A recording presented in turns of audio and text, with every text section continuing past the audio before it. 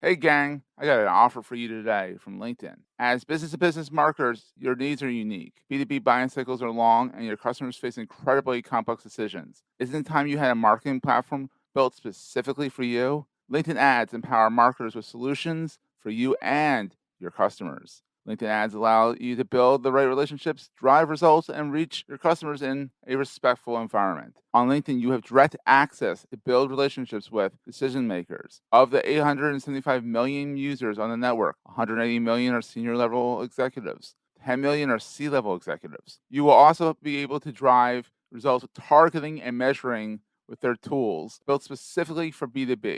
And best of all, they work. Audiences exposed to brand messages on LinkedIn are 6 times more likely to convert. LinkedIn ads also rank #1 for security, community, and ad experience as part of the Business Insider's Digital Trust Study. Make B2B marketing everything it can be and get a $100 credit. It's a $100 credit on your next campaign. Go to linkedin.com/MPN to claim your credit. It's linkedin.com/MPN. Terms and conditions apply.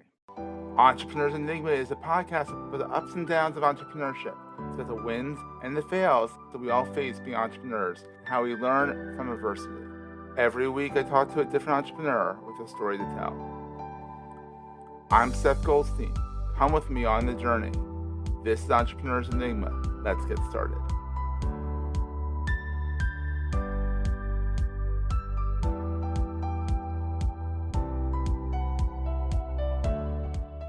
Hey everyone, welcome to another edition of the Entrepreneurs Enigma podcast. I am here with a good friend of mine, Jason Ranalli of Jason Ranalli Headshots.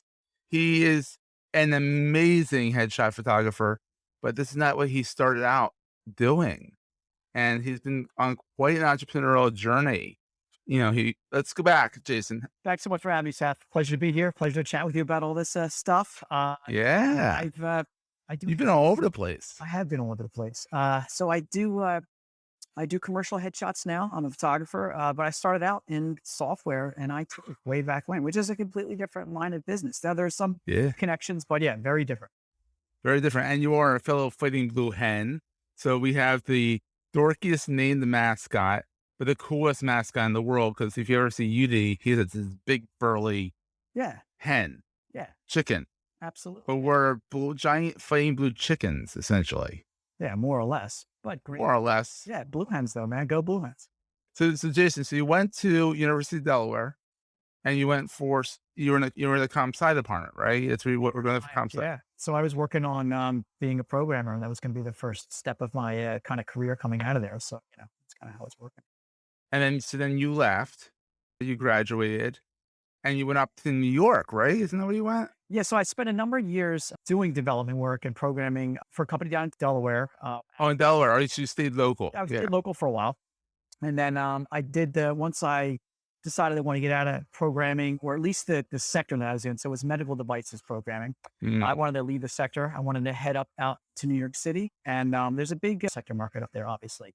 And I moved into the software for financial services, but on the Oh, wow. support side. So I started supporting back office operations for a small investment bank. And that was a very different line of work, completely different, still software, but a very different skill set. You had to be very quick on the draw, less time sitting around thinking, more time Wow. jumping the gun and resolving issues fairly quickly for the people in the back office. And then I moved into the front office side, trading operations, a couple years into that. Ooh. And then, worked on the trade floor for Merrill Lynch for, Oh, you're on the floor? yeah, I was on their equity derivatives trade floor. Yeah. Oh, but you were the tech guy there, like saying, "Jason, it's broken, fix it." Yeah, absolutely. Yeah. So they basically have a bunch of people screaming, jumping up and down when something breaks, and we get the emails and the phone calls. And I'd invoke my team to go there and put out the fire. And sometimes it wasn't even always an IT fire. Sometimes it was user error. You gotta You press tab. yeah, You press cap lock. You press tab. you gotta find graceful ways to tell people, oh, maybe you did this wrong or something like that. So there's a whole personality aspect to it too that I had to develop kind of like on the fly there, because these guys aren't used to being, told no, yeah, you can't have this, or it can't be fixed, or it's not a software problem.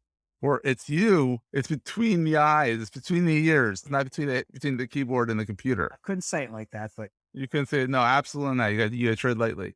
So you're up in New York, and how did photography come into this? How did you get into the photography?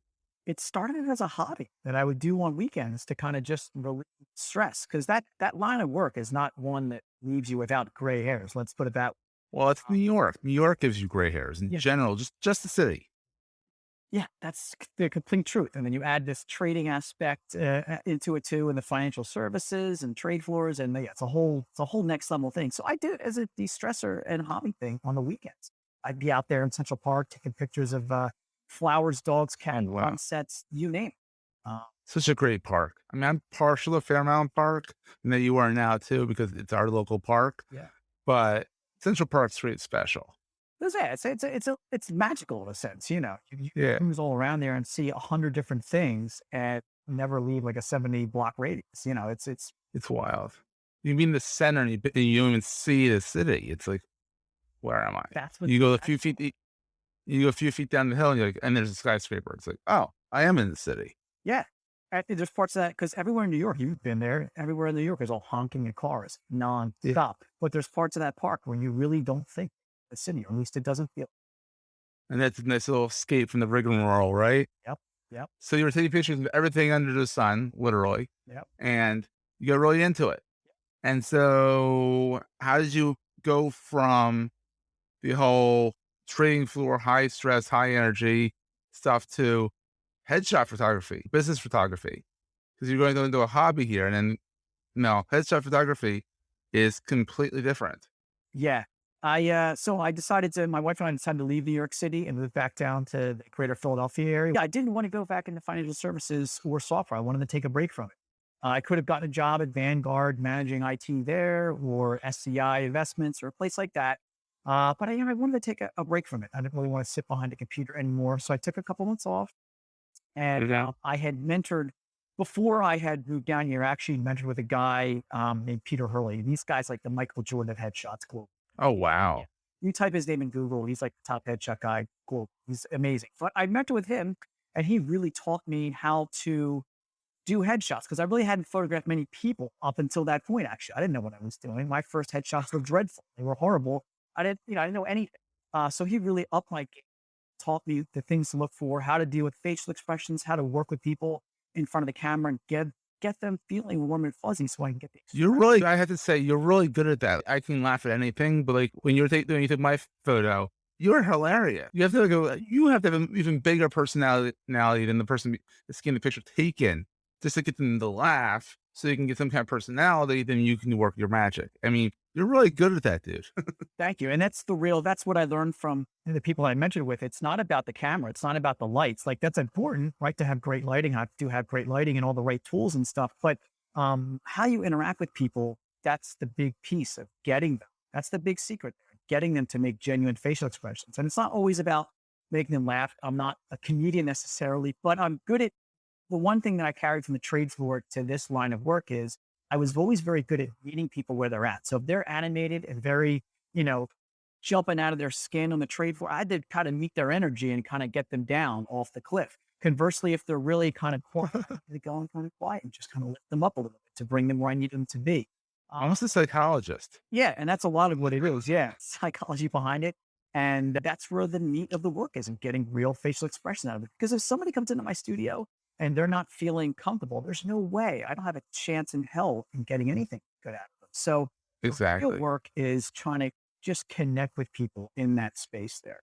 We're going to take a quick break, hear from our sponsors, and get right back to the show. Hey there, it's Jason with the Marketing Podcast Network. Real quick, I want to make sure you know that the world's leading B2B Marketing Expo is returning to the Los Angeles Convention Center on March 21st and 22nd. It's high time we got back together to learn, see the latest technologies and solutions, and network, right? Join thousands of marketing professionals just like you to learn from over 250 industry expert speakers, educational masterclasses, and over 300 exhibitors. And this year, your ticket also gets you into the Sales Innovation Innovation Expo and the Marketing and Advertising Expo. So it's like 3 conferences in one. It's March 21st and 22nd at the Los Angeles Convention Center. Go to b2bmarketingexpo.us to register. That's b2bmarketingexpo.us. The Marketing Podcast Network is a proud partner of the B2B Marketing Expo for 2023. We'll see you in LA. Oh, that's wild. And so you came back down to Philadelphia, you got into headshots. Do you still go out and take photos of plants every now and then? Or you kind of like, at the end of the day, you're like, I'm done? I'm done. Yeah. And people always say like, do you must have great pictures of your kids and all this? And like, no, I use the same iPhone that everybody else does. I'm late. Because your stuff's set up. And I'm sure if they need like holiday cards, I'm sure you do your holiday cards. I don't even do that now. I'll take candids for that too.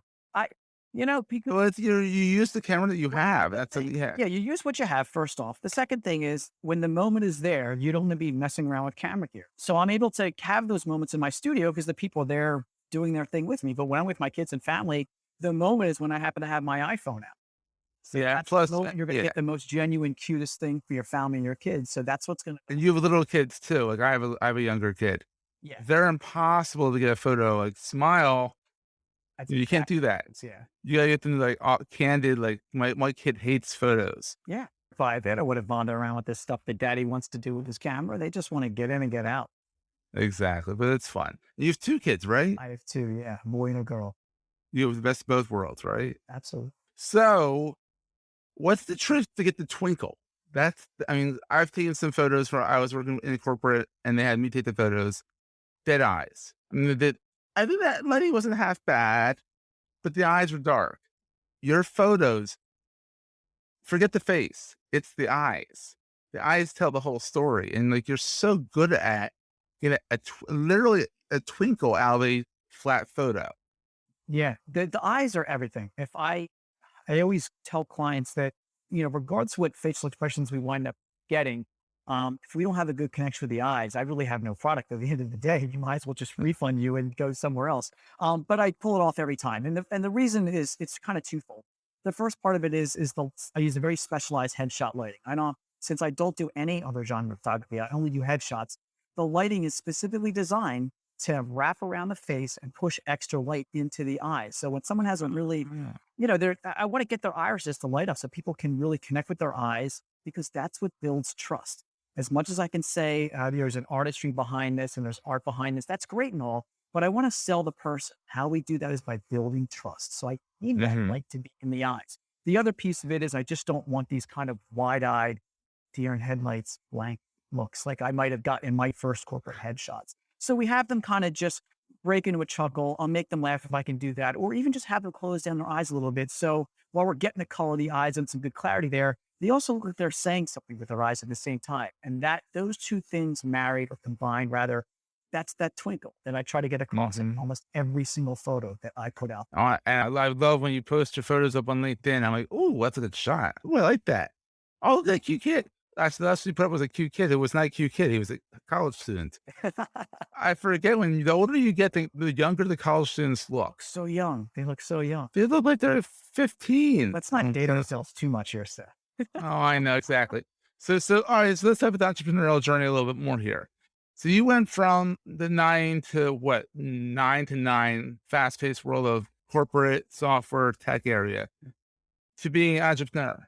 What is the scariest thing about being an entrepreneur to you, since you've seen both sides? I think the scariest thing, and I saw this through COVID, obviously, you're not guaranteed your next paycheck. That's the thing. While my job may have been stressful and it was the most challenging job I'd ever done in many respects, working on that trade floor.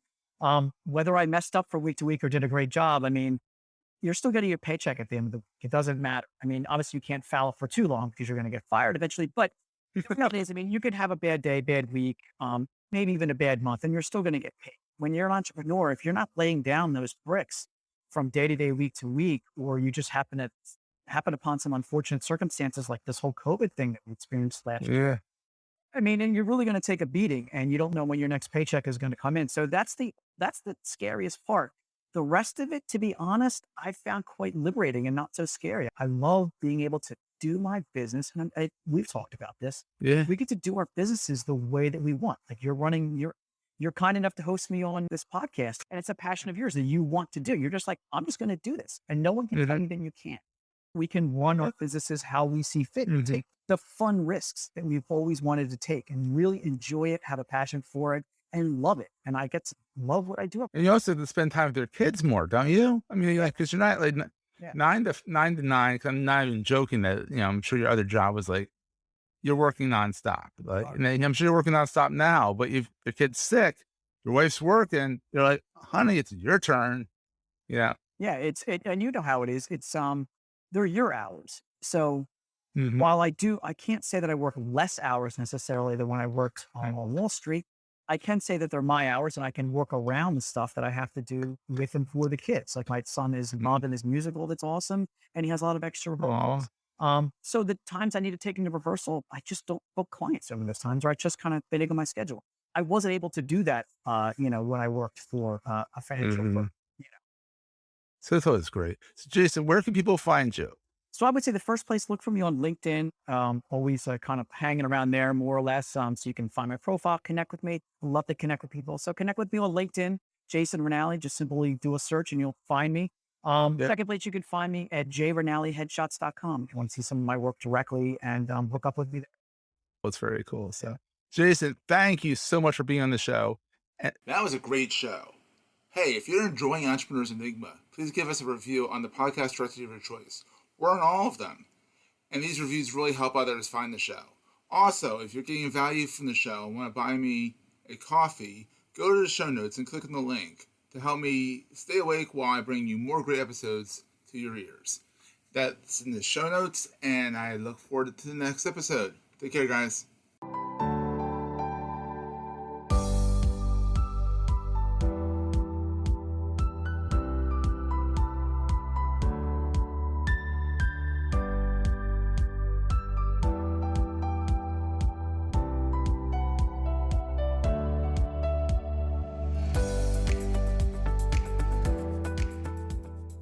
Goldstein Media hopes you have enjoyed this episode. This podcast is one of the many great shows on the MPN Marketing Podcast Network. You may know you're listening to this show along the Marketing Podcast Network, but did you know there are other great shows on MPN to help your business? Gordon Glenister hosts an outstanding podcast called the Influence Global Podcast. Gordon, tell these fine folks what they're going to get when they listen. We interview some amazing people from all around the world, whether they be influencers, content creators, brands, influencer platforms, anybody involved in the influencer industry. There's some fantastic guests that make a fine listen for you. You can find them on marketingpodcasts.net, or you can also find them on my own website, which is www.gordonglenister.com. Or, of course, wherever you get your podcasts. This podcast is heard along the Marketing Podcast Network. For more great marketing podcasts, visit marketingpodcasts.net.